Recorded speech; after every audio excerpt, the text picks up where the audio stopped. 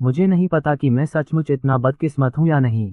ऐसा लगता है कि ये दुनिया मेरे लिए नहीं बनी है, एक युवक ने धीमी आवाज में कहा। उस युवक के बाल काले थे और आंखें भूरी थीं। उसका शरीर एथलेटिक था, हालांकि उसकी मांसपेशियां उतनी मजबूत नहीं थीं, फिर भी वह प्रभावशाली दिख रहा था। उन्होंने एक चटकीला काला सूट पहना हुआ था। उनके करीने से कटे हुए बाल उन्हें असाधारण रूप से तीखे और चमकदार लुक दे रहे थे, जो उनकी प्रभावशाली उपस्थिति को पूरी तरह से पूरक बना रहे थे। इस समय वह एक क्लब के सामने खड़ा था। क्लब इतना बड़ा नहीं था, लेकिन फिर भी क्लब में आने जाने वाले लोगों की संख्या काफी अधिक थी। इस क्लब का नाम सी ब्लू नाइट क्लब था और यह राजपुर शहर में स्थित था। राजपुर शहर काफी समृद्ध था और इस शहर में कई व्यवसाय स्थित थे। लेकिन फिर भी, हालांकि यह एक बड़ा शहर था, इसे देश के भीतर केवल दूसरे दर्जे का शहर माना जाता था। इन सब बातों को पीछे छोड़ते हुए क्रिश का जीवन बहुत ही भयानक था। उसने अपने माता पिता को खो दिया था जब वह केवल 5 वर्ष का था। उसके लालची रिश्तेदारों ने आगे बढ़कर उसके माता पिता द्वारा जमा की गई सारी संपत्ति हड़प ली। उनके माता पिता की दुर्घटना में मृत्यु के मामले की कभी जांच नहीं की गई, चाहे उन्होंने कितनी भी बार जांच के लिए दबाव डालने की कोशिश की हो। डी में ये केवल निष्कर्ष निकाला गया कि दुर्घटना एक शराबी चालक के कारण हुई थी, ऐसा कुछ जो असंभव था क्योंकि क्रिश के पिता ने कभी शराब नहीं पी थी। जहां तक उनके परिवार की संपत्ति का सवाल है, उस समय सिर्फ 5 साल का होने के कारण क्रिश अपनी संपत्ति की रक्षा करने में सक्षम नहीं था। इसलिए 1920 में उनकी सारी संपत्ति छीन ली गई और उनके पास सिर्फ कुछ डॉलर ही बचे। कोई दूसरा विकल्प न होने के कारण क्रिश को स्कूल छोड़ने के लिए मजबूर होना पड़ा। जीवित रहने के लिए उसने नौकरी की तलाश की। उस समय जब भी उसे नौकरी मिलती तो वह सिर्फ 1 महीने ही काम कर पाता और फिर उसे नौकरी से निकाल दिया जाता। और हर बार उनकी बर्खास्तगी का कारण पिछली बार से अलग होता था, हालांकि कारण समझ में आते थे। और उन बेतुके कारणों के कारण उन्हें पूरे महीने का वेतन नहीं दिया जाता था या कभी कभी बहुत कम राशि दी जाती थी। आखिरकार कई बार कोशिश करने और इतने समय तक जीवित रहने के बाद, जब तक वह 0 वर्ष का नहीं हो गया, तब तक वह इस क्लब में नौकरी पाने में कामयाब रहा। वास्तव में अभी 1 महीना भी नहीं हुआ था, 3 दिन बाद ही 1 महीना होने वाला था। इस पूरे समय में क्रिश ने यह सुनिश्चित किया था कि वह बहुत सावधान रहे और यह सुनिश्चित करे कि वह कहीं भी कोई गड़बड़ी न करे। इस तरह उसे नौकरी से निकाला नहीं जाएगा, कम से कम बिना किसी तरह का मुआवजा दिए। लेकिन किसी कारण से क्रिश को लग रहा था कि वह जल्द ही अपनी नौकरी खो देगा। ये वह भावना थी जो उसे पहले भी कई बार अपनी नौकरी खोने के बाद महसूस होती थी। वह पहले से ही अलग अलग नौकरियों में जा चुका था, जिससे उसे कई अलग अलग कौशल हासिल करने में मदद मिली। हालांकि वह उन कौशलों में माहिर नहीं था, फिर भी उसके पास बुनियादी कौशलों की एक विस्तृत श्रृंखला थी। क्रिश अपने दुखद अतीत के बारे में सोच ही रहा था कि अचानक स्पोर्ट्स कारों का एक काफिला क्लब के सामने आ गया। क्रिश अपनी भौहें थोड़ी ऊपर उठाए बिना नहीं रह सका। हालांकि वह जिस क्लब में काम कर रहा था वह लोकप्रिय था, लेकिन वह उन अमीर बच्चों को आकर्षित करने में सक्षम नहीं था। इसलिए वह सोच रहा था कि आखिर ऐसा क्या हुआ था कि इतने सारे लोग यहां आ गए थे। हालांकि वह उत्सुक था, फिर भी वह क्लब के प्रवेश द्वार के बाहर अपनी स्थिति में ही रहा। उसने स्पोर्ट्स कारों की दिशा की ओर देखा और इस समय कई युवा लोग उतर गए। ये लगभग लोगों का एक समूह था। उनमें से हर एक ने आलीशान कपड़े और सामान पहन रखे थे। हालांकि उसे इस बात का पक्का पता नहीं था कि इस समूह के पास जो सामान था उसकी कीमत क्या होगी, लेकिन वह बता सकता था कि उनमें से किसी एक की एक घड़ी ही उसे कई महीनों तक खाना खिलाने में सक्षम थी।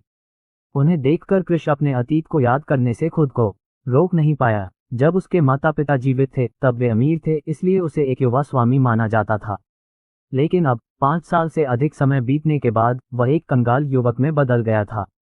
इस मामले को अपने दिमाग में न आने देने का फैसला करते हुए क्रिश ने इन लोगों के समूह पर ध्यान देने का फैसला किया। फिर भी उसे पूरा यकीन था कि वह वैसे भी उनसे बातचीत नहीं कर पाएगा। जैसे ही वह ऐसा सोच रहा था, कुछ युवा लोग उसके पास से गुजरे। अचानक उनमें से एक रुक गया और उसे जांचती हुई निगाह से देखने लगा। क्रिश को थोड़ा आश्चर्य हुआ। उसे उम्मीद नहीं थी कि कोई युवा मास्टर उसके जैसे व्यक्ति पर ध्यान देगा। क्लब में बाउंसर के पद पर होने के कारण वह निश्चित रूप से क्लब के निचले स्तर के कर्मचारियों में गिना जाता था। क्रिश ने अपने सामने खड़े युवक की ओर देखा। इस युवक के मध्यम लंबाई वाले सुनहरे बाल थे जो उसके कंधों को छू रहे थे, भूरी आंखें जो उसे ध्यान से देख रही थीं, और उसके बाएं गाल पर एक छोटा सा निशान था। क्रिश के अनुमान के अनुसार इस युवक की लंबाई लगभग 7 सेमी थी। उसका शरीर उतना स्वस्थ नहीं था, क्योंकि क्रिश देख सकता था कि उसकी त्वचा कुछ पीली थी।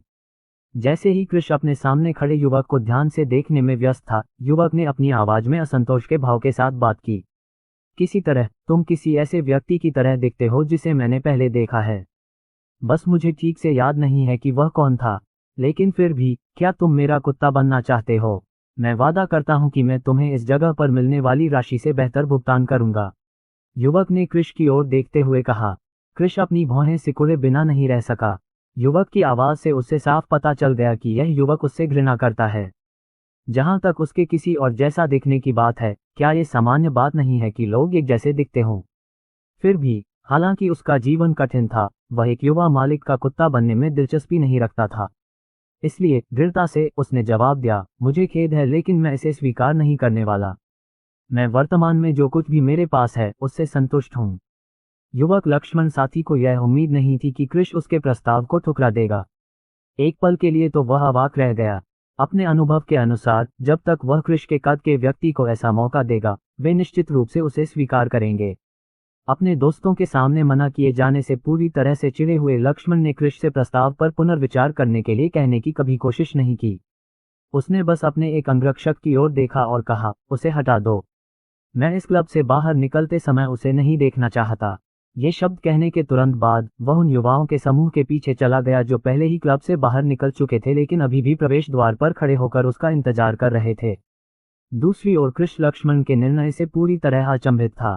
ये कैसा तर्क था? सिर्फ इसलिए कि उसने मना कर दिया था, उसे मार दिया जाएगा। कृष को ज्यादा प्रतिक्रिया करने का मौका नहीं मिला क्योंकि 5 अंगरक्षकों ने तुरंत उस पर हमला कर दिया। उन्होंने दिए गए आदेश पर सवाल नहीं उठाया और बस आदेश का पालन किया। कृष ने प्रतिरोध करने की कोशिश की लेकिन वह 5 प्रशिक्षित अंगरक्षकों के सामने नहीं लड़ सका। उसे बुरी तरह पीटा गया, उसके शरीर पर कई घाव हो गए। जब अंगरक्षकों को एहसास हुआ कि कृष मरने वाला है तो उन्होंने उसे उठाकर एक गली में फेंक दिया। ये स्पष्ट था कि उन्होंने उसे मरने के लिए वहां छोड़ा था। कृष का शरीर जमीन पर लेट गया, उसके शरीर में बहुत दर्द हो रहा था। उसने कभी नहीं सोचा था कि वह ऐसे ही मर जाएगा। जब कृष अपने अतीत को याद कर रहा था तभी अचानक एक आवारा कुत्ता आया। उसने बिना किसी हिचकिचाहट के उसके हाथ को काट लिया जो पहले ही टूट चुका था और हड्डी भी नहीं दिख सकी। कृष में कुत्ते का विरोध करने की शक्ति नहीं थी क्योंकि उसे बहुत बुरी तरह पीटा गया था। मैंने कभी नहीं सोचा था कि मैं चोटों और रेबीज दोनों से मर जाऊंगा। खैर, इससे कोई फर्क नहीं पड़ता। अगर मुझे एक और मौका मिलता है तो मैं ये सुनिश्चित करूंगा कि जिसने भी मेरे साथ गलत किया है उसे अपने किए की सजा मिले, कृष ने खुद से सोचा।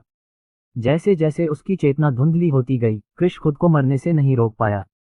आखिरकार उसने अपनी जवानी का बिल्कुल भी आनंद नहीं लिया था और अन्यायपूर्ण तरीके से इनकार किया था। लेकिन जैसे ही कृष मरने वाला था, अचानक उसके सामने एक होलोग्राफिक स्क्रीन प्रकट हुई।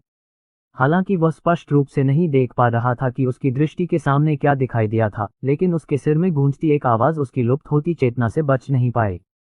सुपर बॉडीगार्ड सिस्टम द्वारा चुने जाने पर बधाई। कृष का दिमाग एक पल के लिए खाली हो गया क्योंकि वह ये समझने की कोशिश कर रहा था कि क्या हो रहा है। लेकिन इससे पहले कि वह ऐसा कर पाता, यांत्रिक आवाज के साथ साथ संकेतों की एक और श्रृंखला उसके सामने आ गई। अध्याय 2, सिस्टम के कार्य। सुपर बॉडीगार्ड सिस्टम द्वारा चुने जाने पर बधाई। कृष का दिमाग एक पल के लिए खाली हो गया क्योंकि वह ये समझने की कोशिश कर रहा था कि क्या हो रहा है। लेकिन इससे पहले कि वह ऐसा कर पाता, यांत्रिक आवाज के साथ साथ संकेतों की एक और श्रृंखला उसके सामने आ गई। ये पता चला है कि मेजबान का वर्तमान स्वास्थ्य ठीक नहीं है और वह अगले 3 सेकंड के भीतर मरने वाला है। सिस्टम का आपातकालीन उपचार प्रभाव सक्रिय हो गया है। होस्ट को सिस्टम द्वारा निःशुल्क उपचार दिया जा रहा है। उपचार के कारण मेजबान को शुरुआती पैक प्राप्त नहीं होने वाला है। ठीक उसी समय जब संकेत उसके सामने आए, कृष को अचानक अपने शरीर में एक गर्म कराह महसूस हुई। अगले ही पल उसे बेहद आराम महसूस हुआ क्योंकि उसे लगी चोटों से जो दर्द महसूस हो रहा था वह कम हो रहा था। जिस समय लक्ष्मण के अंगरक्षक उसे पीट रहे थे, उस समय वे नंगे हाथों से ऐसा नहीं कर रहे थे। इसके बजाय वे अपने खुद के हथियारों का इस्तेमाल कर रहे थे, जिसमें क्लब से उठाई गई बैट और धातु की छड़ें शामिल थीं। वे हथियार दरअसल कुछ बदमाशों के थे जो क्लब में घुस आए थे, लेकिन उन्हें कोई हथियार लाने की अनुमति नहीं थी। गहरी पिटाई के कारण कृष को जो चोटें लगी थी उन्हें कम करके नहीं आंका जा सकता था। वे इतनी गंभीर थीं कि कृष लगभग मरणासन था। लेकिन अभी कृष को महसूस हो रहा था कि कुछ समय पहले जो दर्द उसे हो रहा था वह अचानक से कम हो गया था, पूरी तरह से गायब हो गया था, मानो वह कभी था ही नहीं। अपने शरीर में वापस लौट रही ऊर्जा को महसूस करते हुए कृष को यकीन नहीं हो रहा था कि यहाँ क्या हो रहा है। उसे समझ नहीं आ रहा था कि यह सिस्टम क्या है। लेकिन साथ ही उससे आश्चर्य भी हो रहा था कि वह ठीक हो गया था। चूंकि उसे कोई दर्द महसूस नहीं हो रहा था, इसलिए क्रिश उठ गया। जैसे ही उसने ऐसा किया, उसे दर्द का जरा भी एहसास नहीं हुआ। उसने अपने शरीर को देखा और पाया कि उसके शरीर पर एक भी चोट नहीं बची थी। वास्तव में उसके पूरे जीवन में जो भी निशान थे, वे अचानक गायब हो गए थे। क्रिश को इस बात पर यकीन नहीं हो रहा था। वह सोच रहा था कि क्या ये कोई अद्भुत सपना था जो परलोक में जाने से पहले देखा गया था। आखिरकार उसने कभी ऐसी किसी स्थिति के बारे में नहीं सुना था जहां उसके पुराने घाव वास्तव में ठीक हो गए हों। इसके अलावा अंगरक्षकों द्वारा उन्हें दी गई चोटें बहुत गंभीर थीं, लेकिन किसी तरह कुछ ही सेकंड में वे गायब हो गईं। इस समय क्रिश को वास्तव में लगा कि वह पहले से कहीं ज्यादा मजबूत हो गया है। हालांकि उसकी ताकत में वृद्धि में कोई बड़ा बदलाव नहीं था, फिर भी क्रिश को लगा कि उसकी ताकत में इजाफा हुआ है। ये लाभ उसकी ताकत तक सीमित नहीं था, यह उसकी चपलता और अन्य मापदंडों तक भी फैला हुआ था, हालांकि उसने उनका परीक्षण नहीं किया था। कुछ देर तक अपने हाथों को मोड़ने के बाद, ये सुनिश्चित करने के बाद कि वे पूरी तरह से ठीक हो गए हैं, उसने आगे बढ़कर खुद को चुटकी काटी, बस ये सुनिश्चित करने के लिए कि वह सपना नहीं देख रहा था। और जब उसे दर्द महसूस हुआ तो उसे एहसास हुआ कि सब कुछ सच था। इस एहसास के साथ उसने आखिरकार अपने सामने मौजूद होलोग्राफिक स्क्रीन पर ध्यान केंद्रित किया। शुरू में जब तक वह अपने शरीर पर ध्यान केंद्रित कर रहा था, वह स्क्रीन बस पारदर्शी हो गई जिससे क्रिश खुद को देख सकता था। लेकिन अब जब वह बस स्क्रीन पर ध्यान केंद्रित कर रहा था तो वह अपारदर्शी हो गई थी। क्या मैं जान सकता हूं कि मुझसे बात कौन कर रहा था? और यह सिस्टम क्या है? क्रिश ने पूछा। अन्य लोगों के विपरीत, जिन्होंने पहले से ही कई उपन्यास पढ़े थे और सिस्टम कैसे काम करता है इसकी अच्छी समझ थी, क्रिश के पास उपन्यास पढ़ने का सुख नहीं था। वह नौकरी की तलाश में व्यस्त था ताकि वह अपना पेट भर सके और जीवित रह सके। उसे आराम का एक पल भी कहाँ मिल सकता था ताकि वह उपन्यास पढ़ सके। क्रिश के सवाल पूछने के बाद एक पल के लिए सन्नाटा छा गया। अगले ही पल उसके सामने शब्दों की एक पंक्ति उभरी, साथ में वही यांत्रिक आवाज भी जो वह सुन रहा था। मेजबान को उत्तर देने के लिए इस प्रणाली का उद्देश्य केवल मेजबान को उसके द्वारा चुने गए क्षेत्र में सर्वश्रेष्ठ बनने में सहायता करना है। क्रिश, हालांकि क्रिश को अपने मन में गूंज रही आवाज को सुनने की आदत नहीं थी, फिर भी वह कुछ हद तक हतप्रभ हुए बिना नहीं रह सका। अपनी मानसिकता के कारण वह पहले से ही बहुत सी चीजों से गुजर चुका था। इस वजह से वह उन बदलावों को काफी हद तक स्वीकार कर रहा था जो हुए थे, खासकर वे जो उससे संबंधित थे।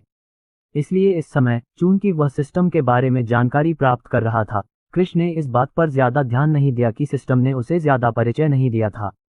इसके बजाय उसने सिर्फ उस जानकारी पर ध्यान केंद्रित किया जो उसे दी गई थी। तो क्या आप ये कहना चाह रहे हैं कि मैं कोई भी पेशा चुन सकता हूं? कोई भी पेशा जो मुझे पसंद हो और आप मुझे उस खास पेशे में शीर्ष पर पहुंचने में मदद करेंगे? क्रिश ने थोड़ा उत्साहित होकर पूछा। बेशक, वह इस प्रणाली के बारे में थोड़ा सतर्क भी था क्योंकि उसे इस तथाकथित प्रणाली की उत्पत्ति के बारे में पता नहीं था। ये सही है। क्रिश ने कुछ देर तक इस बारे में सोचा, फिर अचानक बोला, अब मैंने एक पेशा तय कर लिया है। मैं निवेश में अच्छा बनना चाहता हूँ। मेरे पास अभी बहुत अधिक पूंजी नहीं है, लेकिन मेरा मानना है कि मेरे पास जो थोड़ी सी रकम है उससे, जब तक मैं शेयरों का विश्लेषण करने में अच्छा बन जाऊं, मैं बहुत अधिक कमाई कर सकता हूं, है न? मुझे खेद है, लेकिन मुझे मेजबान को सूचित करना है कि सिस्टम ने पहले ही तय कर लिया है कि मेजबान कौन सा पेशा अपनाने जा रहा है। क्रिश को आश्चर्य हुआ। ऐसा कैसे हुआ कि सिस्टम ने उसके लिए पहले से ही वह पेशा चुन लिया था जिसे वह अपनाने जा रहा था, जबकि उसे अभी तक चयन करने का मौका ही नहीं दिया गया था। जैसे कि क्रिश की उलझन को समझते हुए एक और सिस्टम प्रॉम्प्ट उसके सामने प्रकट हुआ और यांत्रिक आवाज उसके दिमाग में गूंजने लगी। यद्यपि यह सत्य है कि यह व्यवस्था व्यक्ति को अपना पेशा स्वयं चुनने का अधिकार देती है, तथापि जिस स्थिति में आप थे उसमें यह स्पष्ट था कि आप मरने वाले थे। यदि आपके मन में पहले से ही कोई विकल्प था तो चयन करने में कुछ सेकंड का समय लगेगा। जब तक मेजबान कोई फैसला लेता तब तक वह मर चुका होता। सिस्टम ने पहले से ही मेजबान के सबसे सही पेशे पहरेदारी को चुनने का फैसला कर लिया। इस चयन के साथ सिस्टम होस्ट को ठीक कर सकता था, अन्यथा कोई अन्य तरीका नहीं था जिससे सिस्टम उपचार प्रक्रिया को पूरा कर सके। क्लब में सिर्फ बाउंसर बनने के बजाय मेजबान को अंगरक्षक बनने का मौका दिया गया है। क्रिश काफी होशियार था, इसलिए बेशक वह तुरंत समझ गया कि सिस्टम क्या कहना चाह रहा था, लेकिन फिर भी वह यह महसूस करने से खुद को रोक नहीं सका कि वह थोड़ा बदकिस्मत था। ऐसा क्यों हुआ कि सिस्टम उसके घायल होने और मरने के करीब आने के बाद ही प्रकट हुआ? ये वास्तव में उसके घायल होने से थोड़ा पहले प्रकट हो सकता था। इस तरह वह खुद निर्णय लेने में सक्षम होता। फिर भी इस बारे में बहुत सोचने के बाद उसे एहसास हुआ कि ऐसा कुछ भी नहीं था जिसे वह बदल सके। ये पहले ही हो चुका था और उसे इसके बारे में ज्यादा सोचने की जरूरत नहीं थी, क्योंकि वह सिर्फ बहाव के साथ बह सकता था। अब ये सब छोड़कर क्या मैं यह समझा सकता हूँ कि यह सिस्टम क्या है? कृष ने पूछा। उसी समय उसने देखा, उसे एहसास हुआ कि गली के अंदर उसके अलावा कोई और नहीं था। ये जानते हुए कि यहाँ रहना उसके लिए खतरे की बात होगी, कृष ने इस जगह से दूर जाना शुरू कर दिया।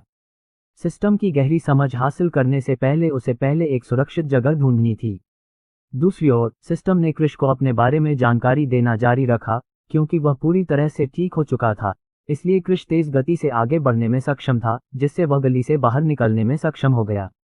सिस्टम की उत्पत्ति का मामला कुछ ऐसा है जो मेजबान को भविष्य में पता चलेगा। मेजबान को यह बताना होगा कि सिस्टम उसे नुकसान पहुंचाने के लिए यहाँ नहीं है। वास्तव में सिस्टम मेजबान या उसके किसी करीबी को नुकसान पहुंचाने के इरादे से यहाँ नहीं है। विषय पर वापस आते हुए, सुपर बॉडीगार्ड सिस्टम, जो कि मेजबान के पास मौजूद वर्तमान प्रणाली है, वह प्रणाली है जो मेजबान को दुनिया का सर्वश्रेष्ठ बॉडीगार्ड बनने में सक्षम बनाती है। इस सिस्टम का काम बहुत आसान है। होस्ट को एक मिशन दिया जाएगा और जब होस्ट मिशन पूरा कर लेगा तो उसे उसी हिसाब से इनाम दिया जाएगा। अगर होस्ट दिया गया मिशन पूरा नहीं करता या मिशन स्वीकार नहीं करता तो उसे कोई सजा नहीं दी जाएगी। वर्तमान में होस्ट केवल एक ही मिशन तक पहुंच सकता है।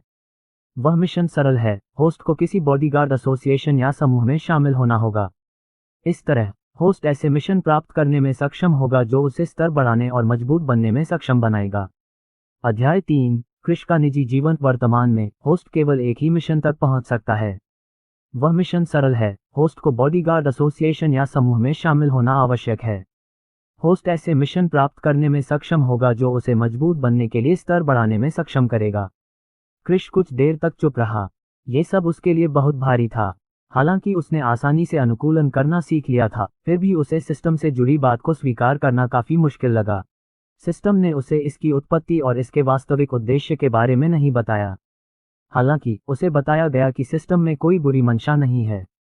हालांकि वह अनिश्चित था, लेकिन कृष ने सोचा कि इस बारे में वह कुछ नहीं कर सकता।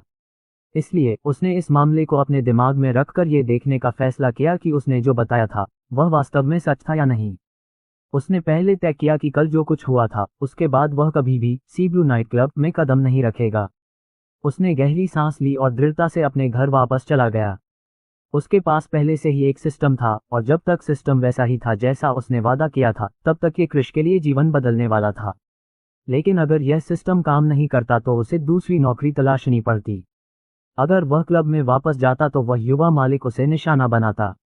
वह इस बात को लेकर अनिश्चित था कि युवा मालिक ने यह क्यों तय किया कि उसे सिर्फ इसलिए पीटा जाना चाहिए क्योंकि उसने उसका कुत्ता बनने से इनकार कर दिया था। इसलिए उसने तय किया कि अभी उससे दूर रहना ही बेहतर है। हालांकि अगर उसे भविष्य में कभी मौका मिला तो वह निश्चित रूप से यह सुनिश्चित करेगा कि युवा मालिक को आज उसके साथ किए गए व्यवहार की सजा मिले। अपने भाग्य के बारे में सोचते ही कृष अपनी मुट्ठियां भींचने से खुद को रोक नहीं पाया। ऐसा लग रहा था मानो दुनिया उसके खिलाफ है। बचपन से लेकर अब तक उसने जो कुछ भी सहा है, उसे देखते हुए उसने अच्छी जिंदगी का स्वाद चखा था, लेकिन वह जिंदगी पलक झपकते ही छिन गई। ओह, किस्मत कितनी क्रूर थी। एक अमीर युवा मालिक से अचानक एक कंगाल युवक बन गया। कृष उस जगह के काफी करीब रहता था जहां वह काम कर रहा था। हालांकि यह सच था कि राजपुर शहर काफी बड़ा था। ये देखते हुए कि यह एक दूसरे दर्जे का शहर था, जिस इलाके में कृष रहता था वह निश्चित रूप से उतना विकसित नहीं था। किसी भी मामले में ये देखते हुए कि नौकरी से निकाले जाने के बाद वह आमतौर पर आर्थिक रूप से संघर्ष करता था, उसके लिए एक अच्छी जगह पर रहना निश्चित रूप से असंभव था। आखिरकार वह उन विकसित क्षेत्रों में भुगतान किए जाने वाले किराए का खर्च वहन नहीं कर सकता था। वह जिस जगह पर अभी रह रहा था वह सिर्फ मकान मालिक की दया के कारण था, अन्यथा उसे पहले ही उस जगह से भगा दिया गया होता। उसे इस महीने वेतन मिलने के बाद आरटी का भुगतान करना था, लेकिन ऐसा लग रहा था कि उसकी मौजूदा स्थिति को देखते हुए ये लगभग असंभव होने वाला था। कृष एक अपार्टमेंट में रहता था जो बिजनेस स्ट्रीट पर स्थित था। ये सड़क काफी गंदी थी क्योंकि यह शहर का वह हिस्सा था जिसे शहर के उच्च पदों पर बैठे लोगों द्वारा मुख्य रूप से नजरअंदाज किया जाता था। खराब सुरक्षा बिजनेस स्ट्रीट के खराब विकास का परिणाम है। इस गली में कई गुंडे मिल जाते थे और यह कोई नई बात नहीं थी कि लोग अपना सामान उन लोगों के हाथों खो देते थे जो $1 के लिए किसी व्यक्ति को जान से मारने की धमकी देते थे। चूंकि रात का समय था इसलिए ये स्पष्ट था कि गुंडे सक्रिय थे। हालांकि कृष भाग्यशाली था कि उसने उनमें से किसी का भी मुकाबला नहीं किया। हालांकि वह इस बात को लेकर अनिश्चित था कि वे अचानक क्यों गायब हो गए, लेकिन उसने इस तथ्य को सहर्ष स्वीकार कर लिया। वह आमतौर पर रात में काम करता था, इसलिए उसे उन गैंगस्टरों से निपटने की जरूरत नहीं थी। दिन के समय यह एक तरह से सुरक्षित था। हालांकि जो लोग उन बेहद भूखे या लालची गैंगस्टरों का सामना करने में बदकिस्मत थे, उन्हें निश्चित रूप से नुकसान उठाना पड़ता था। क्रिश 4 मंजिला अपार्टमेंट की तीसरी मंजिल पर रहता था। जर्जर अपार्टमेंट में पहुंचने के बाद, जिसे वास्तव में रंग रोगन की जरूरत थी, क्रिश ने अपना समय बर्बाद न करते हुए अपार्टमेंट की मरम्मत कर दी। बिल्डिंग में कोई लिफ्ट नहीं थी, इसलिए क्रिश सीढ़ियों से गया। कुछ देर बाद वह आखिरकार तीसरी मंजिल पर पहुंच गया। तीसरी मंजिल पर 6 बेड सिटर थे और क्रिश कमरा नंबर 6 में रहता था। कमरे में घुसने पर पता चला कि कमरे में कुछ भी खास नहीं था। एक छोटा सा बिस्तर था जिस पर 2 लोग बिल्कुल भी नहीं सो सकते थे, और गद्दा भी घिसा हुआ था। क्रिश ने एक जगह रसोई के लिए अलग रखी थी जहां खाना पकाने के सभी उपकरण और बर्तन रखे हुए थे। जहां तक उसके कपड़ों की बात है तो वे कमरे के एक कोने में रखे हुए थे। संक्षेप में, कमरा जर्जर हालत में होने के बावजूद अच्छी तरह से व्यवस्थित था। क्रिश को कमरे की ज्यादा परवाह नहीं थी। उसे इस जगह पर रहने की आदत हो चुकी थी क्योंकि वह यहाँ 1 साल से ज्यादा समय से रह रहा था। दरवाजा बंद करने के बाद उसने अपने जूते और खून से सने कपड़े उतारे और बिस्तर पर लेट गया। साथ ही उसने सिस्टम के मामले को एक तरफ रखने का फैसला किया। आखिरकार उसे इस समय एक अच्छे आराम की जरूरत थी। अगर उसे सुबह उठकर पता चले कि सिस्टम अभी भी मौजूद है तो वह निश्चित रूप से इसका अधिकतम उपयोग करेगा। लेकिन अगर यह झूठा हो तो उसे बाहर जाकर दूसरी नौकरी तलाशनी होगी। अनजाने में ही क्रिश नींद की आगोश में चला गया। यह एक स्वप्नहीन नींद थी जिसमें क्रिश को पता ही नहीं चला कि जब वह जागा तो कितना समय बीत चुका था। दरवाजे पर दस्तक से वह जाग गया और उसके पेट में गड़गड़ाहट हुई जो भोजन की मांग कर रही थी। चेहरे पर हल्की सी उदासी लिए क्रिश बिस्तर से उठा। उसने एक साधारण शर्ट और एक जोड़ी ग्रे स्वेट पैंट पहना और दरवाजे की ओर चल दिया। जब उसने इसे खोला तो उसे एहसास हुआ कि वहां एक बूढ़ा आदमी मौजूद था। उसने एक सादी शर्ट पहनी हुई थी जिसके ऊपर के कई बटन खुले हुए थे, जिससे उसकी बूढ़ी छाती दिख रही थी। उसके सिर पर भूरे बाल थे जो ये संकेत दे रहे थे कि वह बहुत बूढ़ा था, बिना इस बात पर विचार किए कि बूढ़ा आदमी किस मुद्रा में था। ये बूढ़ा आदमी क्रिश का मकान मालिक था और साथ ही वह उसी अपार्टमेंट बिल्डिंग में रहता था जो क्रिश के कमरे के ठीक सामने था। अपार्टमेंट को इस तरह से व्यवस्थित किया गया था कि मंजिल के प्रत्येक तरफ 3 कमरे थे जिनके दरवाजे एक दूसरे के ठीक सामने थे। बूढ़े आदमी के हाथ में एक प्लेट थी जो भाप से भरे चावलों से भरी हुई थी। चावल देखने में तो सादा था, लेकिन उसे देखकर कोई भी यह मान सकता था कि वह अच्छी तरह पका हुआ था। ये लो क्रिश, मुझे पूरा यकीन है कि तुम भूखे हो।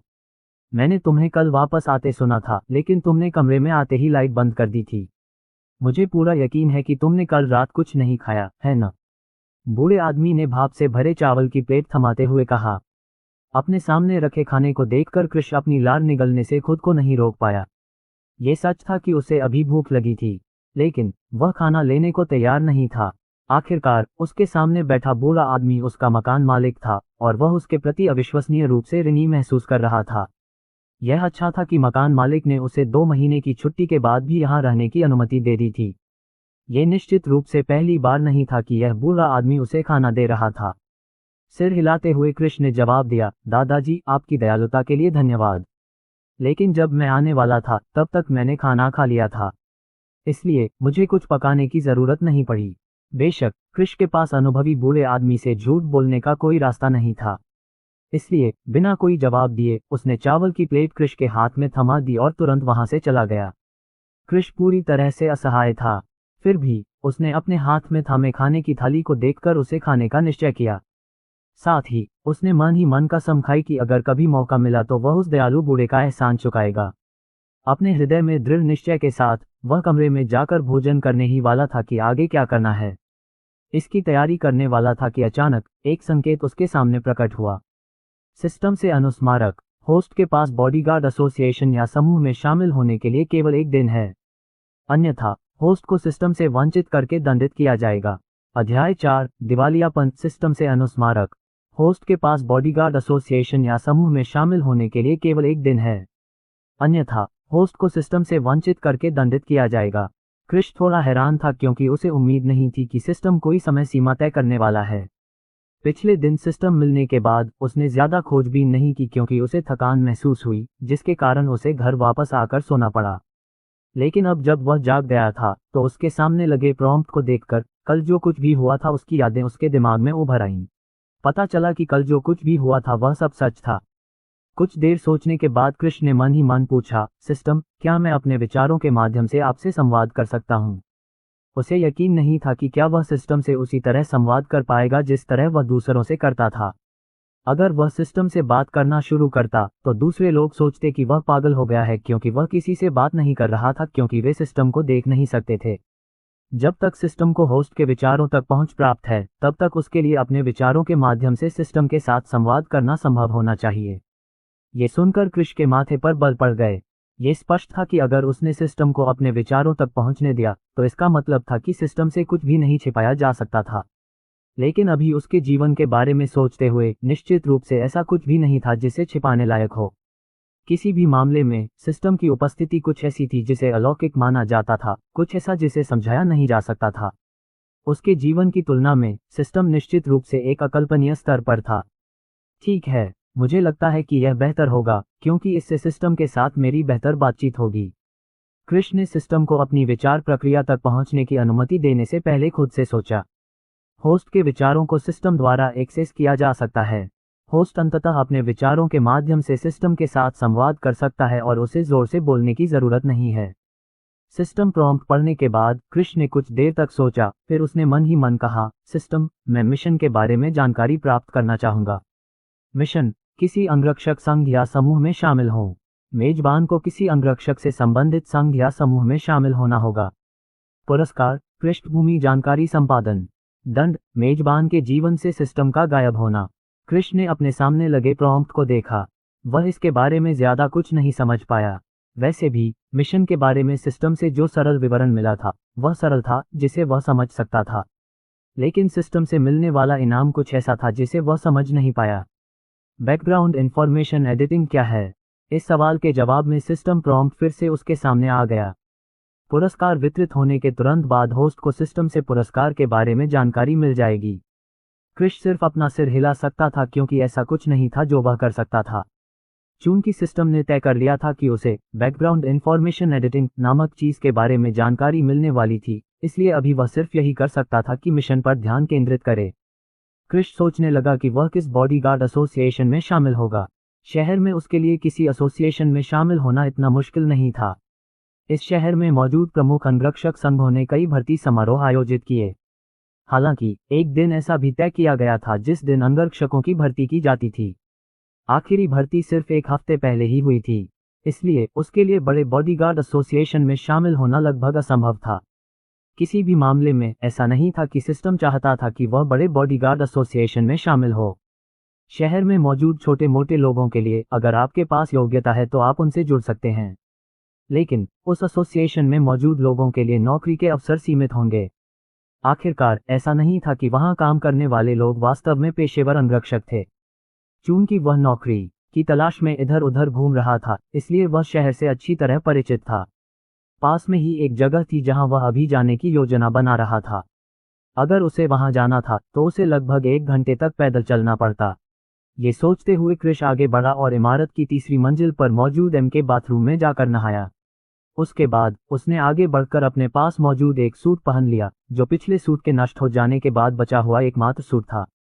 ये सुनिश्चित करने के बाद कि वह अच्छा दिख रहा है, वह आगे बढ़ा और बूढ़े व्यक्ति द्वारा दिए गए चावल खाने के बाद भवन से बाहर चला गया। चूंकि वह तेज चल रहा था, इसलिए वह वहां उम्मीद से लगभग 5 मिनट पहले पहुंच गया। फिर भी जब वह वहां पहुंचा तो उसने पाया कि यह जगह काफी भीड़भाड़ वाली थी। जिस बॉडीगार्ड एसोसिएशन के स्थान पर उसने जाने का निर्णय लिया था, वह स्थान उसकी गली से काफी बेहतर था। यहाँ की इमारतें उनकी गली की पुरानी इमारतों की तुलना में काफी आलीशान लग रही थीं। वह जिस एसोसिएशन से जुड़ना चाहता था उसकी इमारत 7 मंजिला थी। यह इमारत करीब 800 वर्ग मीटर में फैली हुई थी। यह इमारत अपने आप में इस इलाके की सबसे ऊंची इमारत थी। यह इमारत एक ऐसे क्षेत्र में स्थित थी जिसमें काफी बड़ा मैदान था, जो एसोसिएशन के लिए एक आवश्यकता थी, क्योंकि समय समय पर एसोसिएशन के सदस्यों को प्रशिक्षण दिया जाता था। हालांकि इसकी तुलना बड़े एसोसिएशनों द्वारा दी जाने वाली प्रशिक्षण सुविधाओं से नहीं की जा सकती थी। कृष्ण ने प्रवेश द्वार पर नजर डाली। वहां पहले से ही कई न्यूज रिपोर्टर मौजूद थे। वे अकेले नहीं थे क्योंकि वहां पुलिस अधिकारी भी मौजूद थे। कृष्ण को समझ में नहीं आया कि क्या हो रहा है, लेकिन फिर भी वह आगे बढ़ा और देखा। वह यहाँ केवल एक ही उद्देश्य से आया था, और वह था एक अंगरक्षक संघ में शामिल होना। उसके बाद सिस्टम के अनुसार उसे कई अन्य मिशन प्राप्त होंगे जिनका उपयोग वह स्तर बढ़ाने में करने जा रहा था। जैसे जैसे वह निकट आया, उसे अंततः समझ में आया कि वहां चल रही बहसों और चर्चाओं से क्या चल रहा था। पता चला कि इस संगठन को एक मिशन दिया गया था, लेकिन वे मिशन को पूरा करने में विफल रहे। वास्तव में जिस व्यक्ति को यह मिशन दिया गया था, उसने अंगरक्षक के रूप में अपने कर्तव्यों को पूरा करने के बजाय उस परिवार से चोरी करने का निर्णय लिया था जिसके साथ वह काम कर रहा था। इससे एसोसिएशन की प्रतिष्ठा तुरंत गिर गई, क्योंकि चोरी पूरी करने के तुरंत बाद ही वह अंगरक्षक वहां से चला गया और पूरी तरह से गायब हो गया। यह एसोसिएशन ही एकमात्र जगह थी जिसके पास उस अंगरक्षक के बारे में जानकारी थी। लेकिन उस व्यक्ति के ठिकाने के बारे में पूछताछ करने के लिए यहां आने के बाद ये पता चला कि इस जगह के पास वास्तव में उस व्यक्ति के बारे में ज्यादा जानकारी नहीं थी और वे उसे बाहर नहीं ला सके। इस दौरान एसोसिएशन को उस परिवार को मुआवजा देने के लिए मजबूर होना पड़ा जिसने उन्हें अनुबंध दिया था। बस इतना था कि जो राशि चाहिए थी वह बहुत अधिक थी, और अगर एसोसिएशन ने पैसे देने का फैसला किया तो वे जल्द ही दिवालिया हो जाएंगे। जहां तक मुआवजा चाहने वाले परिवार की बात है, जब उन्हें एहसास हुआ कि कंपनी पूरा भुगतान नहीं करने जा रही है बल्कि किश्तों में भुगतान करना चाहती है, तो उन्होंने हंगामा करने का फैसला किया। बेशक वे आसानी से अदालत जा सकते थे और सब कुछ आसानी से सुलझा सकते थे, लेकिन फिर भी उन्होंने यहां आकर एक बड़ा सा मामला बनाने का फैसला किया। उन्होंने समाचार संवाददाताओं को भी बुलाया ताकि यह सुनिश्चित किया जा सके कि इस कंपनी की प्रतिष्ठा अधिकतम सीमा तक गिर जाए। जो लोग इस बात को समझ सकते थे, वे इस तथ्य को पहचान सकते थे कि यह वास्तव में उनके प्रतिद्वंद्वियों में से एक की योजना हो सकती है। कृष अपना सिर हिलाए बिना नहीं रह सका। ऐसा लग रहा था कि यह कंपनी जल्द ही पूरी तरह से ढहने वाली है। आखिरकार अगर इस कंपनी के पास पूंजी भी होती तो भी इसकी वर्तमान खराब प्रतिष्ठा के कारण ये निश्चित रूप से कोई भी सार्थक अनुबंध हासिल करने में सक्षम नहीं होती। यही कारण था कि एसोसिएशन के अधिकांश अंगरक्षक नौकरी छोड़ना चाहते थे। वे ऐसे एसोसिएशन में क्यों बने रहेंगे जिसमें यह निश्चित नहीं है कि उन्हें भविष्य में वेतन मिलेगा या नहीं। कृष्ण ने अपना सिर हिलाया। हालांकि सिस्टम ने कहा था कि उसे एक संगठन में शामिल होना था, और यह निर्दिष्ट नहीं किया था कि वह कौन सा संगठन होगा। वह निश्चित रूप से इस तरह के संगठन में शामिल नहीं होने वाला था। इसलिए उन्होंने ये निर्णय लिया कि इस स्थान को छोड़कर किसी अन्य स्थान पर जाएंगे, किसी अन्य संगठन में जाकर देखेंगे कि क्या वह उनसे जुड़ सकते हैं। युवक, 1 मिनट रुको, मेरे पास तुम्हारे लिए एक अच्छा प्रस्ताव है। अचानक एक थकी हुई आवाज कृष के कानों में पड़ी। अध्याय 5, नौकरी का प्रस्ताव। युवक, 1 मिनट रुको, मेरे पास तुम्हारे लिए एक अच्छा प्रस्ताव है। अचानक एक थकी हुई आवाज कृष के कानों में पड़ी। कृष ने अपनी हरकत रोकी और ये देखने के लिए मुड़ा कि उससे बात करने वाला कौन था। जैसे ही वह मुड़ा, उसे एहसास हुआ कि जो व्यक्ति उससे बात कर रहा था वह वास्तव में एक अधेड़ उम्र का आदमी था जो इस समय बहुत थका हुआ लग रहा था। कृष अपने सामने खड़े आदमी को देखकर अपनी भौहें थोड़ी ऊपर उठाए बिना नहीं रह सका। उस आदमी के छोटे काले बाल थे जो इस समय अस्त व्यस्त हालत में थे। उसकी भूरी आंखें उसे उम्मीद से देख रही थीं, और उसने इस समय एक काला सूट पहना हुआ था जो ठीक से व्यवस्थित नहीं था, और उसकी गर्दन पर टाई भी कसी हुई नहीं थी। कृष को इस व्यक्ति की पृष्ठभूमि के बारे में निश्चित नहीं था, लेकिन ऐसा लग रहा था कि वह वास्तव में काफी ऊंचे पद पर था, क्योंकि कृष बता सकता था कि हालांकि सूट अभी अच्छी स्थिति में नहीं है, लेकिन कम से कम उस सूट को बनाने में उपयोग की गई सामग्री निश्चित रूप से उच्च गुणवत्ता की थी। कृष के रुकते ही अधेड़ उम्र के व्यक्ति को तुरंत राहत मिली। उसने अभिवादन के लिए अपना हाथ आगे बढ़ाया और कृष ने तुरंत उसका स्वागत किया। नमस्ते, मेरा नाम अर्जुन सैंटोस है और मैं एश्योर्ड बॉडीगार्ड एसोसिएशन का वर्तमान बॉस हूँ। अर्जुन ने तुरंत अपना परिचय दिया। कृष एक बार फिर हैरान हुआ। हालांकि यह सच था कि यह बॉडीगार्ड एसोसिएशन दूसरों की तुलना में छोटा था, लेकिन इस एसोसिएशन की दुनिया निश्चित रूप से छोटी नहीं थी। तो ऐसी कंपनी के बॉस का इस तरह सीधे उसके पास आना, ये काफी अजीब था। लेकिन फिर कंपनी की वर्तमान स्थिति के बारे में सोचते हुए ये निश्चित रूप से उतना अजीब नहीं था कि अर्जुन इस तरह से व्यवहार कर रहा था। और हाँ, चूंकि अर्जुन कृष की ओर आया था, उसने पहले ही लोगों का ध्यान अपनी ओर आकर्षित कर लिया था। इसलिए वे सभी अर्जुन और कृष दोनों पर ध्यान केंद्रित कर रहे थे। ये सोच रहे थे कि अर्जुन यहाँ क्या करने की कोशिश कर रहा है। नमस्ते श्री अर्जुन, मेरा नाम कृष है, आपसे मिलकर खुशी हुई। कृष ने शिष्टाचार के रूप में अपना परिचय दिया। अर्जुन को कृष से तुरंत प्रसन्नता हुई। इसलिए उसने आगे बढ़कर कृष का हाथ छोड़ते हुए अपना गला साफ किया। फिर उसने कहा, जैसा कि मैंने पहले कहा था, मेरे पास वास्तव में तुम्हारे लिए एक प्रस्ताव है। क्या तुम मेरे साथ निजी तौर पर बात करना चाहोगे? कृष ने अर्जुन की ओर देखा और वह समझ गया कि अर्जुन जो कह रहा था वह पूरी ईमानदारी से कह रहा था। लेकिन फिर भी कृष ये सोचने से खुद को नहीं रोक पाया कि अर्जुन उसे क्या प्रस्ताव देना चाहता था। ये पहली बार था जब वे दोनों एक दूसरे से मिल रहे थे, इसलिए यह बिल्कुल असंभव था कि अर्जुन उसे कुछ ऑफर कर रहा था, क्योंकि वह उसे जानता था। और अर्जुन उसे कोई ऑफर क्यों देगा जबकि वे दोनों एक दूसरे को अच्छी तरह से जानते भी नहीं थे। लेकिन आसपास की भीड़ से मिल रही निगाहों को देखते हुए कृष तुरंत अर्जुन के साथ एकांत क्षेत्र में जाने के लिए तैयार हो गए। जैसे ही वे दोनों वहां से चले गए, भीड़ में एक दूसरे से बुदबुदाने की बातें शुरू हो गईं। बेचारा युवक, उसे नहीं मालूम कि उसके साथ धोखा होने वाला है। ये सही है। मुझे विश्वास है कि अर्जुन उस युवक को अपने बॉडीगार्ड एसोसिएशन में शामिल करने का इरादा रखता है। नौकरी छोड़ने का फैसला करने से पहले उसके पास जितने भी अन्य कर्मचारी थे, उनके साथ वह निश्चित रूप से मुश्किल में है, खासकर इस तथ्य के कारण कि उसने पहले भी कई अनुबंधों पर हस्ताक्षर किए थे। खैर, ये तो अपेक्षित ही है। मुझे नहीं लगता कि इस कंपनी का भविष्य बहुत अच्छा होगा। आखिरकार यह एक बड़े परिवार द्वारा लक्षित किया गया है, और जिस तरह से चीजें चल रही हैं, ऐसा लगता है कि इस कंपनी के साथ अनुबंध पर हस्ताक्षर करने वाले अन्य लोग भी निश्चित रूप से उनके दरवाजे खटखटाएंगे, क्योंकि कई अंगरक्षक पहले ही अपनी नौकरियां छोड़ चुके हैं। उस युवक के बारे में क्या हमें उसे यह कहना चाहिए कि वह अर्जुन के साथ जुड़ना स्वीकार न करे? अगर वह उनके साथ जुड़ने का फैसला करता है तो वह निश्चित रूप से मुश्किल में पड़ जाएगा। आखिरकार चूंकि वह कंपनी में रहने वाला है, इसलिए वह कंपनी के दुश्मनों के निशाने पर भी रहेगा। जब आप उसे जानते ही नहीं तो आपको उसकी परवाह क्यों है? ऐसा नहीं है कि वह मूर्ख है या नहीं। वैसे भी इससे कोई फर्क नहीं पड़ता। यह उसका निर्णय होगा कि वह शामिल होगा या नहीं।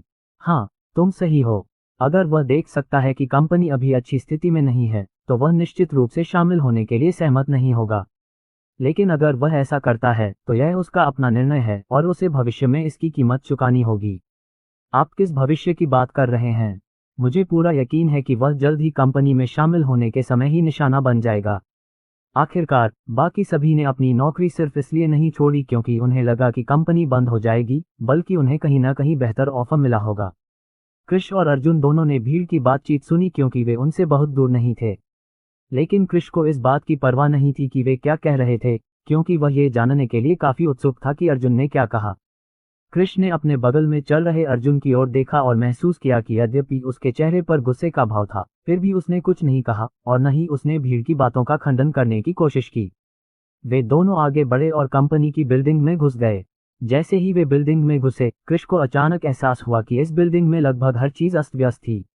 ऐसा लग रहा था कि कोई व्यक्ति इस कंपनी में परेशानी खड़ी करने आया है। लेकिन फिर भी कृष का ध्यान अर्जुन पर ही था, जो थोड़ा शर्मिंदा दिख रहा था। कंपनी में इस शर्मनाक स्थिति के लिए मुझे माफ कर दो, अर्जुन ने अपनी शर्मिंदगी छिपाने के लिए खांसते हुए कहा। फिर उसने एक सोफे की ओर इशारा किया जो अभी भी खड़ा था। वे दोनों आगे बढ़े और उस पर बैठ गए। उसके तुरंत बाद कृष ने अर्जुन की ओर देखा, उसके बोलने का इंतजार करते हुए। अर्जुन ने आखिरकार बोलने से पहले गहरी सांस ली। मैं तुम्हें जो प्रस्ताव देना चाहता हूं वह ये है कि तुम मेरी कंपनी में शामिल हो जाओ। कृष ने कुछ नहीं कहा, क्योंकि उसे पहले से ही अंदाजा था कि अर्जुन जिस ऑफर की बात कर रहा था वह किसी न किसी तरह उसकी बॉडीगार्ड कंपनी से संबंधित था। कृष के चेहरे पर कोई बदलाव न देखकर अर्जुन ने बात जारी रखने का फैसला किया।